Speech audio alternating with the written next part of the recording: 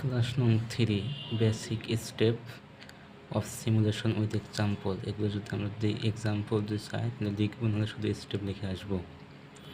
Step number 1, state the problem clearly so that all necessary information is given and the objective is clear. প্রশ্নটা ভালো করে বর্ণনা করতে হবে এবং বুঝতে হবে।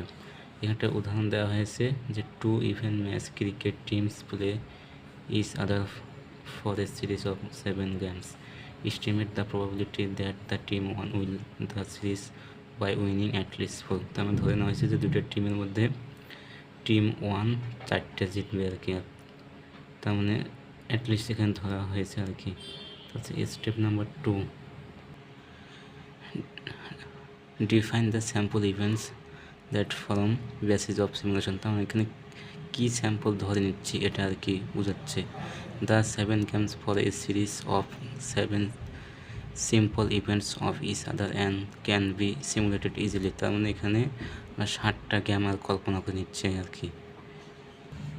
স্টেপ নাম্বার 3 হচ্ছে state the underlying assumption that simplify the problem so that a simulation result can be found.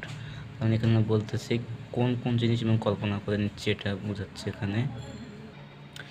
এখানে এক্সাম্পলটা বলতেছে যে for a single game the probability that the team will be winner. তো মানে টিম 1 এবং team 2 একটা single game আমরা কল্পনা করতেছি এবং এটা জেতার সম্ভাবনা আছে 0.5।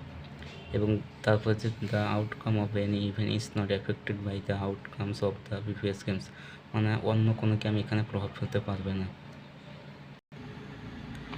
Step number 4, select a model for a simple event by choosing advice to generate chance outcome with the probabilities as directed by real event. তার মানে এখানে বোঝাচ্ছে যে একটা মডেল আমরা এখানে ধরে নিব আর কি, অর্থাৎ যেমন এখানে কয়েন ধরে নিচ্ছি আর কি। The since the probability that team 1 wins a games is 0.5, we can model single game by tossing, মানে কয়েনটির সাথে তুলনা করতেছি। Coin getting it representing win for a team 1 and tail. তো তার মানে এখানে আমরা কয়েন আর কি ধরে নিচ্ছি। Step number 5, define a trial consisting of a series of a simple event simulation will stop when the event of interest has been simulated. তার মানে এই 7টা কেন পুরো বিষয়টাকে একটা ট্রায়াল বোঝাচ্ছে এখানে। Since both teams will be play a series of 7 games, then tossing a fair coin 7 times would model a trial. তার মানে আমরা এই পুরো ঘটনাটাকে ট্রায়াল বলতে পারি, মানে কয়েন্স 7বার টস করবো আর কি। Step number 6, record the observation of interest by tabulating the information necessary to reach the details. তার মানে এগুলো আমরা কি রেকর্ড আকারে রাখবো। After tossing coins several times, we observe the number of heads. If the number of heads is at least 4, then the trial is classified as favorable to team 1. মানে এখানে কি আমরা পুরো বিষয় রেকর্ড করে রাখবো কি এই জিনিসটা বোঝাচ্ছে। এখানে step number 7, repeats step 5 and 6। তার মানে আমরা কী করব 5 আর 6 নম্বর স্টেপটা আমরা আর কি মানে 50 বার আর কি রিপিট করবো, এরকম বোঝাচ্ছে আর কি। প্রশ্ন চেক দেওয়ার মতো আর কি ধরে নিচ্ছি। Say a large number of trials will lead to an accurate result. Example, toss the coin 7 more times and record the number of heads, repeat it and 50 more times. সর্বশেষ হচ্ছে step 8, summarize the information and conclude we can estimate the probability of interest.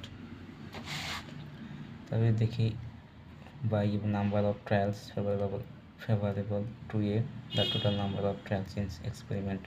উপরে হচ্ছে আর কি জয়টা পাওয়ার সম্ভাবনা, মানে exactly আর কি জয়টা পাবো আর কি, আর নিচে টোটালটাকে ভাগ দেবো।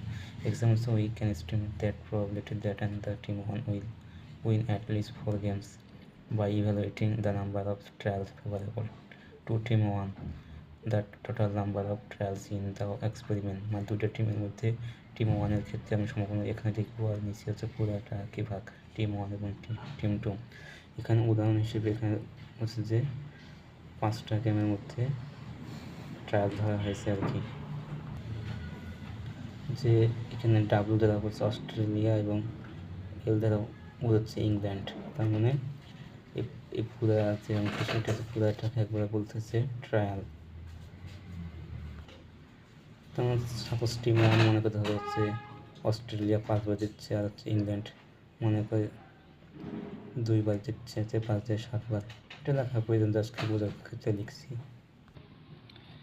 সেন্ট্রাল লিমিট থিওরাম, এখানে এই থিওরাম আছে 17টি ভাষণ আছে, এখানে 2টা আর কি লেখা আছে, এবং এটা হচ্ছে সবথেকে বেশি ইম্পর্টেন্ট, এবং এগুলোকে জব মানে ভাইবা পরীক্ষায় বেশি প্রশ্ন করে।